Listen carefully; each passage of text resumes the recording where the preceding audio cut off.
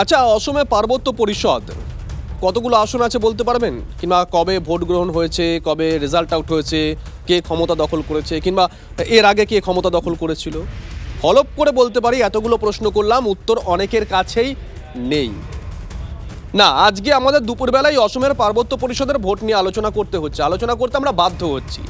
Abhishek Bandyopadhyay social মিডিয়ায় post করেছিলেন এই ভোটের রেজাল্ট, যেখানে দেখা যাচ্ছে তৃণমূল কংগ্রেস প্রথমবার এখানে প্রতিদ্বন্দ্বিতা করতে গিয়েছিল এবং 11টা আসনে লড়াই করেছে, তারা 12% মতো ভোট পেয়েছে। অন্যদিকে কংগ্রেস, যারা একটা সময় অসমে শাসক দল ছিল, আজকে বিরোধী রাজনৈতিক দল, তারা 12টা আসনে মাফ করবেন 22টা আসনে প্রতিদ্বন্দ্বিতা করেছিল, 4% ভোট পেয়েছে।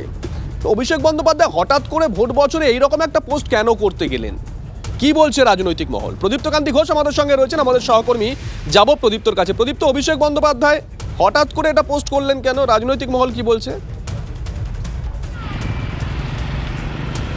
দেখো, অভিষেক বন্দ্যোপাধ্যায় এটা কংগ্রেসকে বার্তা দিয়ে দিলেন এ রাজ্যের ক্ষেত্রে, অর্থাৎ পশ্চিমবঙ্গের ক্ষেত্রে কংগ্রেসের যে দাবি দেওয়া রয়েছে জোটের ক্ষেত্রে কোনো কোনো জায়গা থেকে তারা 7-8টা আসনের কথাও বলছেন, কিন্তু তৃণমূল কংগ্রেস 2টোর বেশি আসন দেবে না, এটা মোটামুটিভাবে স্পষ্ট হয়ে গিয়েছে।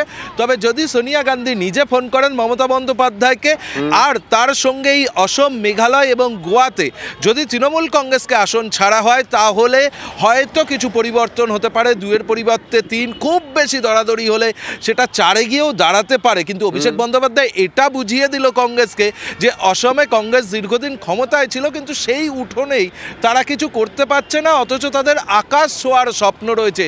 অর্থাৎ তৃণমূল কংগ্রেসের অবস্থান কি হবে এ রাজ্যে জোটের ক্ষেত্রে, সেটা তিনি স্পষ্ট করে দিলেন। আবার কংগ্রেসের অন্দরে যদি দেখা যায়, তাহলে মল্লিকার্জুন খাড়গে দিন 2 আগে যে কোঅর্ডিনেটরদের বৈঠক হয়েছে, সেখানে স্পষ্ট বার্তা দিয়েছেন যে শরিকদের চটানো যাবে না। আবার মল্লিকার্জুন খাড়গে, একদমই প্রদীপ্ত, মল্লিকার্জুন খাড়গে যখন এই বার্তা দিচ্ছেন, অধীর চৌধুরীরা তখন বলছেন যে তারা তৃণমূল কংগ্রেসের বিরুদ্ধে এ রাজ্যে লড়াই করবেন। এখন কংগ্রেসের অবস্থানটা কি শোনাবো, ব্যাক টু ব্যাক শোনাবো। যাদের বিরুদ্ধে এই জোট বাঁধার একটা প্রয়াস করছে তৃণমূল কংগ্রেস, সেই বিজেপি, তারা কি বলছেন? এখন এই জোটের কোনো ভবিষ্যৎই নেই। ওই জোট হচ্ছে বাংলার, এই শীতকাল চলে এসছে, আগে যাত্রা হতো বিরার বধুয়া অমুক তমুক, তো সেরকম এটা একটা যাত্রা বলা, হিন্দি জোট। এবার ওখানে মারামারি করছে, এখানে মারামারি করছে, দিল্লিতে গিয়ে দোস্তি করছে। অধীরদা ওখানকার পাপ্পুর কথা শুনে এখানকার পাপ্পুর সাথে ঘুরবে না সেটা ঠিক করতে বলুন। আমি কোনোদিন কোনো ভার্চুয়াল মিটিংয়ে অংশগ্রহণ করিনি, মত বড় নেতা নয়। আমি বাংলার নেতা, ভার্চুয়াল মিটিংয়ে জোটের আসন ভাগাভাগি নিয়ে আমি জীবনে অংশগ্রহণ করিনি, আজও করছি না। লোকসভার দলের সঙ্গে এটা কোনো সম্পর্ক নাই।